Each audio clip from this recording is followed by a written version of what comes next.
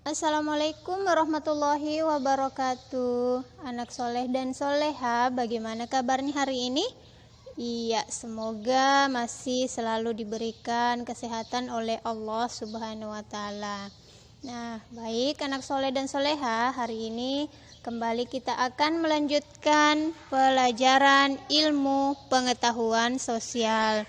Nah, pada pekan lalu kita sudah evaluasi pembelajaran karena kita telah menyelesaikan satu tema pembelajaran, dan hari ini kita masuk ke tema yang baru. Nah, pada pembelajaran ini kita akan membahas tentang bentang alam Indonesia. Oke, anak soleh dan soleha, silahkan diamati gambar berikut ini. Nah, di gambar yang pertama, di sini ada gambar pantai beserta para nelayan. Nah,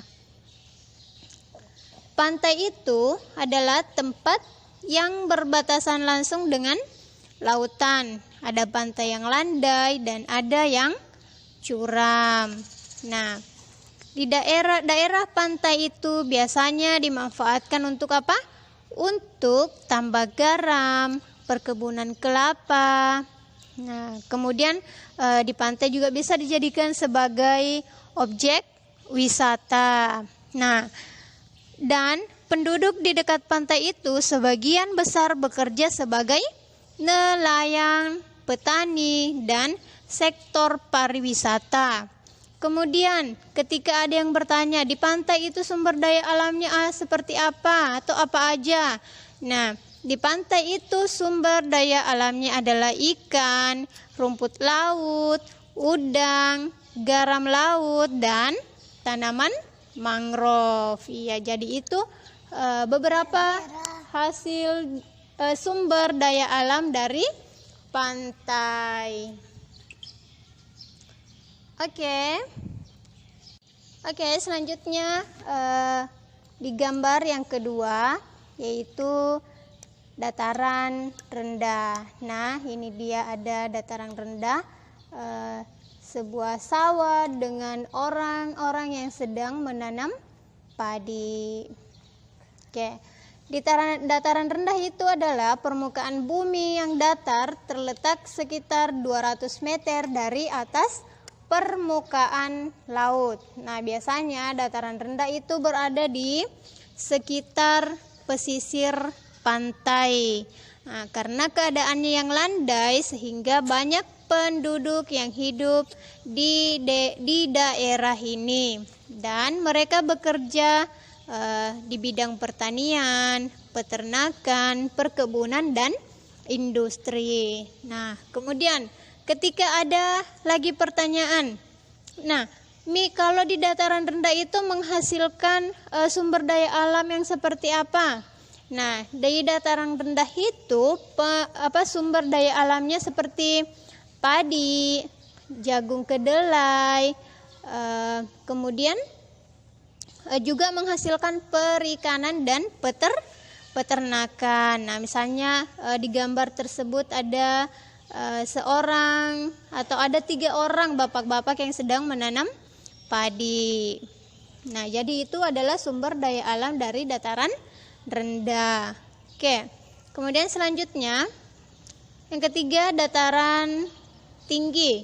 Nah, ini dia gambar dari dataran tinggi. Di gambar tersebut ada seorang perempuan yang sudah lanjut usia yang sedang memetik di kebun teh. Nah, dataran tinggi itu adalah permukaan bumi yang datar, terletak sekitar 500 meter dari atas permukaan laut. Nah, kemudian dataran tinggi itu terdapat di daerah pegunungan. Banyak objek wisata yang berada di daerah itu sehingga banyak dibangun tempat-tempat peristirahatan. Hal itu disebabkan dataran tinggi ini memiliki udara yang bersih, memiliki udara yang sejuk dan segar.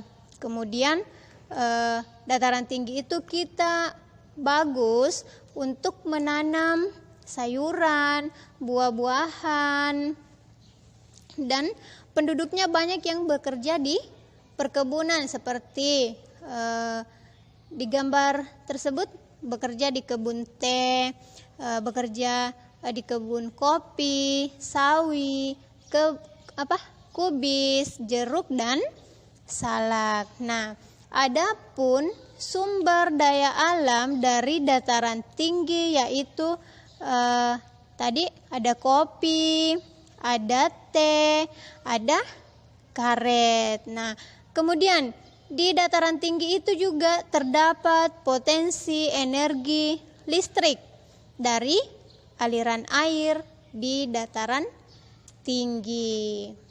Nah, jadi itulah tadi 3 bentang alam yang ada di Indonesia: pantai, dataran rendah, dan dataran tinggi.